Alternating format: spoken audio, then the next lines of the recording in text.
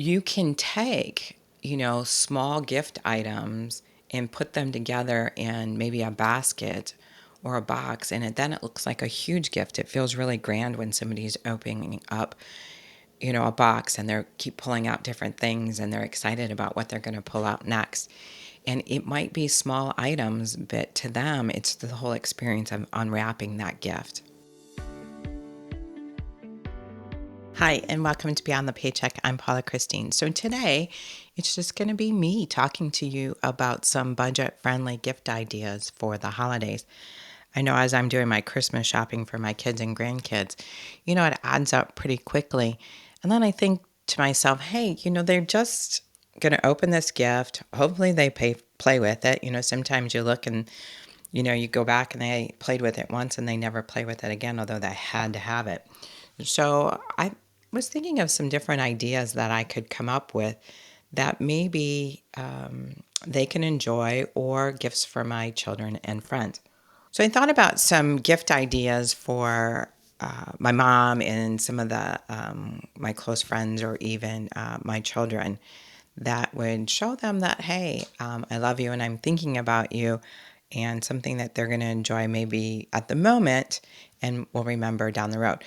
So I know that I value pictures, and I know everybody's pictures are on their phone, but what if you took them off your phone and put them into a frame, or maybe even an album of some of the memories that you had in 2024, about some of the fun things that you and your family or you and your friends did, and share those with them.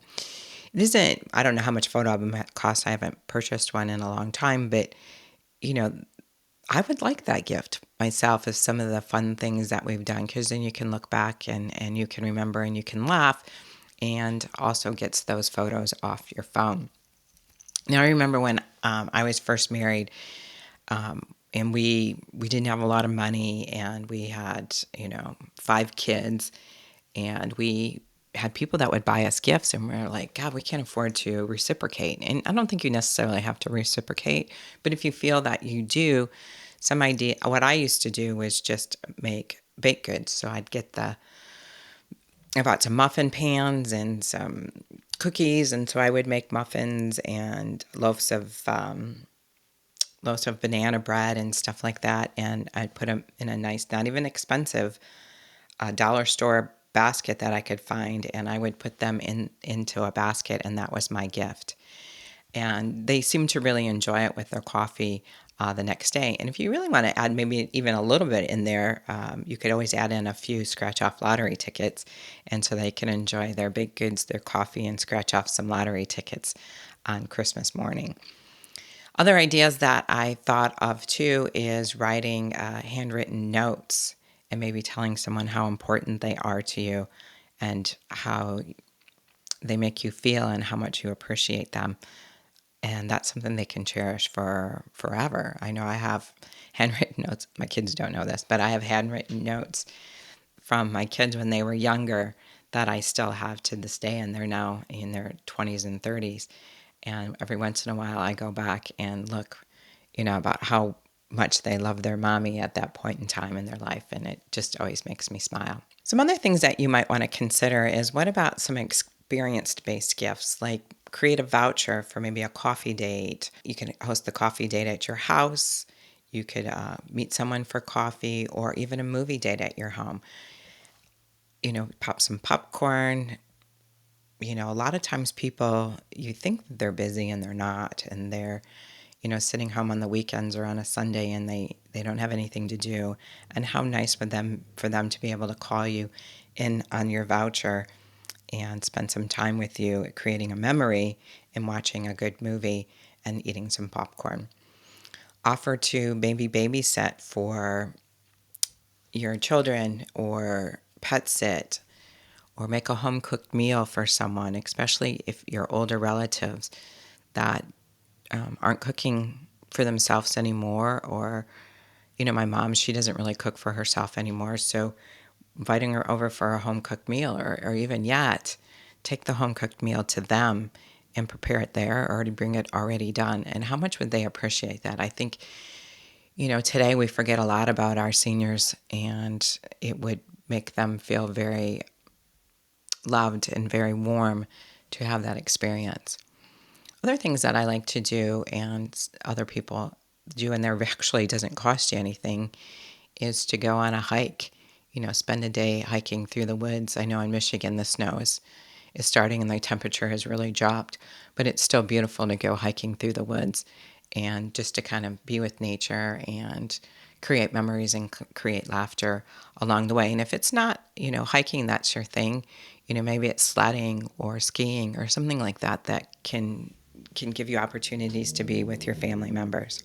We all get those gifts that people had the best intentions, but they really aren't something that we really wanted or are going to enjoy. And so you can re-gift. It's not something, just make sure you're not re-gifting it to the person who gave it to you. I've had that happen to me. I gave someone a gift and received it as a gift back. That's not cool. But just make sure that you remember who gave it to you and don't give it back to them. But give quality items like, books or, a piece of jewelry that that you bought, you never wore, different things like that that you can think of that somebody would enjoy. So people may give you gifts like a platter at Christmas time or a Christmas decoration. And although you appreciate that gift, it's something that you don't have use for in your home or have any place to store it. So you could always wrap that gift up and pass it on. Again, make sure it's not to the person that gave it to you. How about some digital love? What if you made a playlist of your favorite music, or if you know somebody likes jazz and you went and did some research on some really good jazz music and sent that over to them?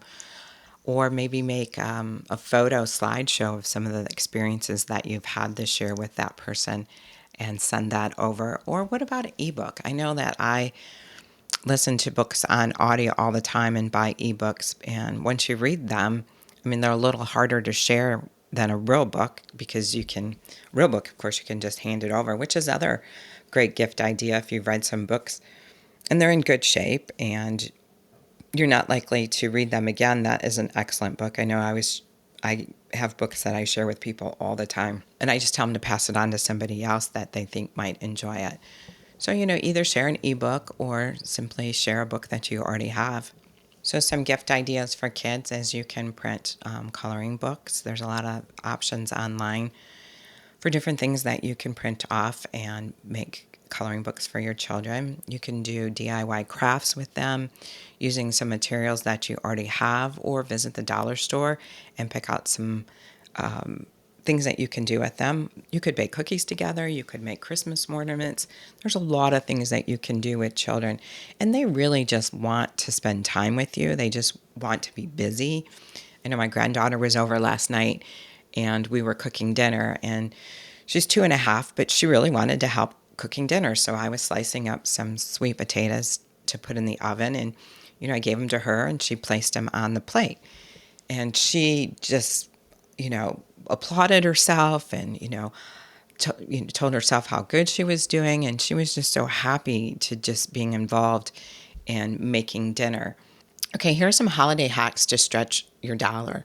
So look for deals. I know that Black Friday and Cyber Monday or all those things have already gone, although I still think they still go on. But look for coupons, shop at secondhand stores. I like to shop at secondhand stores. I can pick up items that I really like at for $5. For your kids, they don't know that it was bought at a secondhand store. So buying items you know what I did one year is I had to buy a gift for someone, and somebody had given me a bottle of alcohol that I didn't drink.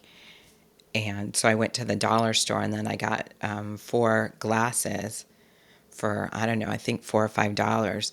And so I just put the bottle of alcohol that I didn't gift, so I regifted it. And then I took the glasses that I got at the or the thrift store and put it into a nice little box, and they really appreciated it. It was alcohol that they would drink, and they had glasses to drink that in. So, secondhand stores have a lot of options, especially when it comes to buying, you can buy nice platters there. There's wine glasses. There's different things that you can buy at a secondhand store that somebody would really enjoy, and they're going to have no idea that that's where you bought it. So you can take small gift items and put them together in maybe a basket or a box, and then it looks like a huge gift. It feels really grand when somebody's opening up, a box, and they keep pulling out different things and they're excited about what they're going to pull out next. And it might be small items, but to them, it's the whole experience of unwrapping that gift. I know that it's hard when money is tight and, you want to give people gifts because, that's what we've been taught, is that the holiday season is a time of gift giving. Just make sure not to overspend. You don't want to go into debt just to have, the gifts under the tree. Think about how you're going to pay for those after the first of the year, because that's when that credit card bill is going to come due, and you're going to have to figure out, where am I going to get the money? If you didn't have it before Christmas, you're not likely to have it after Christmas. So think things through. Now, I have a Christmas account, and what I do is every month I put a certain dollar amount into my savings account, and that's my Christmas spending money. I figure out in advance how much I'm going to spend on each person in my life, and then I divide that up by 12, and I put that amount of money into the savings account. So when Christmas comes, I don't have to worry about it. I already have the money. I just go ahead and spend that. So if that's not something that you're doing now, you may want to consider that for next year. So in January, you would just, if it's, $50 a month, $100 a month, whatever it is that you spend at the Christmas holidays, and you just put it away and not touch it. And then when you go Christmas shopping, it's so less stressful because the money is already there and you can spend freely without the stress or the fear of how you're going to cover Christmas when that credit card bill comes due in January. Also, when you go out shopping, it's important to think about, I encourage you to plan and stick to your budget. Now, I have a certain dollar amount that I spend on each one of my kids and grandkids, and I look for deals and I look for coupons. Like, I had a 40% off Kohl's coupon, so that I went shopping for my son wanted jeans and shirts and sweats. And so I put everything that he wanted into the cart, and I think it came up to, I don't know, maybe $200. And then I applied my Kohl's coupon, so I saved 40%. So I saved, $80 on that purchase. Now, I could have made two different choices here. I could have continued to spend up to the budget that I had for him. So spending up to $200, or I bought him everything that he wanted, and it cost me a lot less. So I took the difference of that money and I left it in my Christmas account for next year. So even if you have a budget and you spend less, but you get everything you need, a lot of people think that, oh, I'm supposed to spend $200 on them, I'm just going to buy them more. But sometimes we get so much at Christmas that we don't really need it, or we're not going to use it. And there's so many people out there who don't have Christmas presents. I know this year, a group that I belong to, we adopted foster kids, and everybody pitched in, and we ended up adopting, I think, 6 or 7 foster kids that likely would not get anything for Christmas, and now they're going to have a nice Christmas under that tree. So that might be a good idea for that, the $80 that I saved on my son using my Kohl's coupon, to take that gift and give it to someone else that's less fortunate. Okay, so I'm going to give you a challenge this Christmas holiday season, and that's to create one meaningful, low-cost gift for the season and share that with your loved ones. So if you have the time, I would really appreciate it if you share that to me. You can email me at paula@paulachristine.com. I'm always open to learning new things, and I would love to hear how you came up with some creative ideas to keep your Christmas shopping bills down. Anyway, reach out to me at paulachristine.com, and happy holidays, everybody.